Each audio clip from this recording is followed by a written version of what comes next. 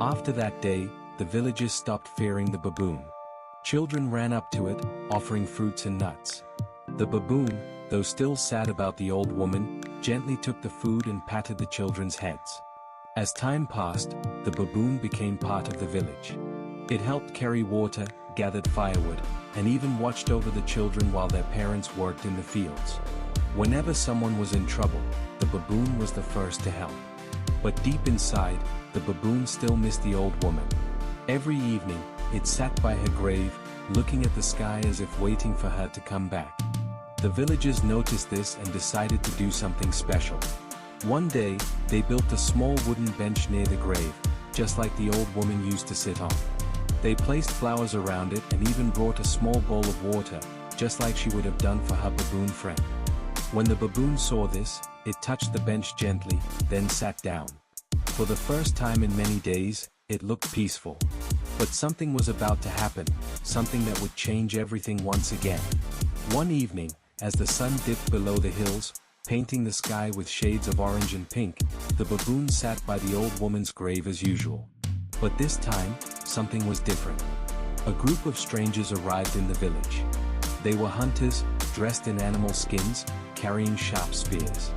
Their leader, a tall man with a scar on his face, looked around and said, "We have heard of a giant baboon living here. Such a rare creature would be worth a lot of gold."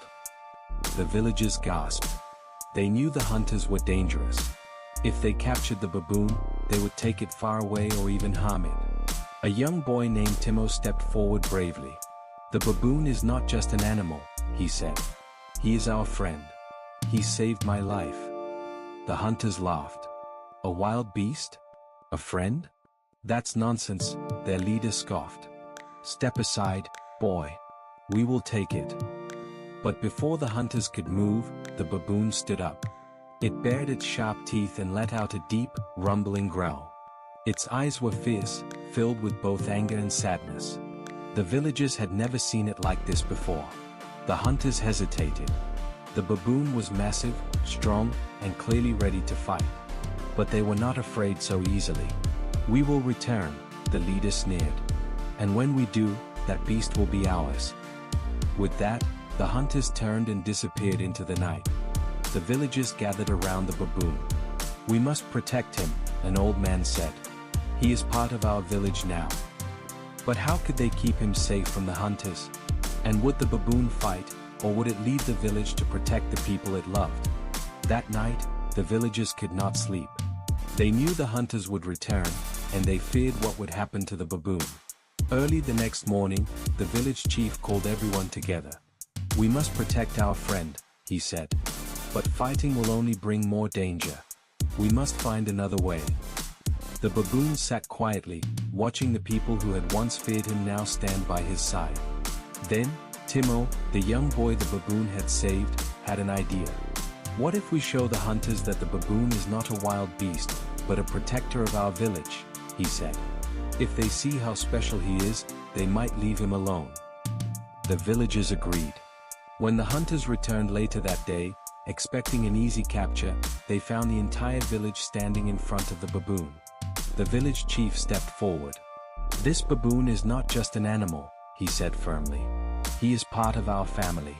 He has helped us, protected us, and saved one of our children.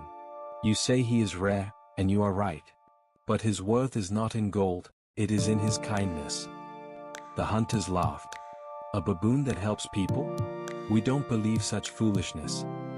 Then, as if understanding what was needed, the baboon slowly walked to the village well, pulled up a heavy bucket of water, and carried it to an old woman who was struggling. The hunters watched in shock. Next, the village children ran to him, hugging him without fear. Even the smallest child reached up, and the baboon gently patted her head. The hunters murmured among themselves. Finally, their leader sighed. "We came for a wild beast," he said. "But this is no beast. This is something we have never seen before. We will leave him with you." The villagers cheered, and the hunters left, never to return. From that day on, the baboon remained the heart of the village. He continued to help, to protect, and to love the people who had once feared him. Though he still missed the old woman, he knew he had found a new family. Moral lesson. Kindness and love can change even the hardest hearts. Just like the villagers learned to see the baboon as more than an animal, we should never judge others too quickly. True friendship is not about where we come from but how we treat each other.